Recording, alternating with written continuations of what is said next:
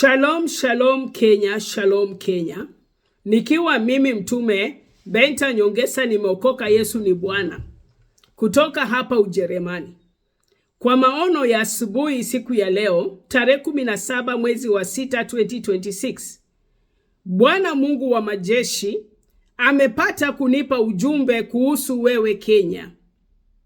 Bwana huwa ananileta katika taifa, katika mahali, alafu ananipa ujumbe kuhusu mahali pale.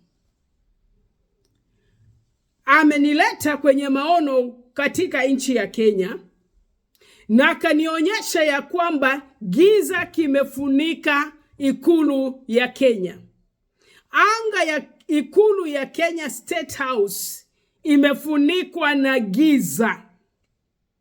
Na Bwana anasema ya kwamba Kenya imetenda dhambi na imemfikia Mungu.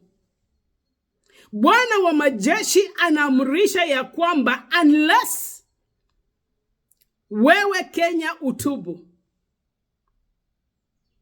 anaamrisha wewe Kenya utubu,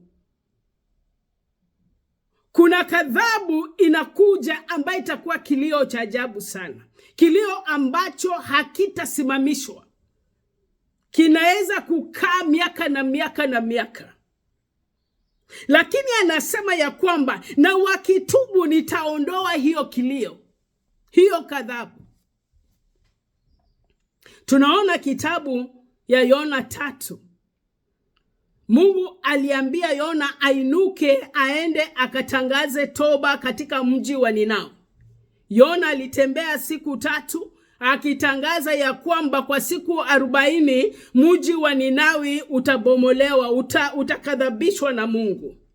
Wakati ujumbe ulifikia watu wa Ninawi kwa ajili ya miungu, kwa ajili ya sacrifices, kwa ajili ya idol worship, kwa ajili walimkataa Mungu. Hao watu walikuwa pagans, lakini wakati walipokea ujumbe wa toba, Biblia inasema ya kwamba watu wakatangaza toba kuanzia kwa mkubwa hadi kwa mdogo, ikafikia hadi kwa mfalme. Hata mifugo pia zilifunga, walienda katika mfungo wa siku 3. Wakajipaka majivu, wakavaa magunia na wakamlilia Mungu, na Mungu alisikia kilio cha watu wa Ninawi. Na Mungu anasema ya kwamba Kenya itabidi mtubu toba ya Ninawi.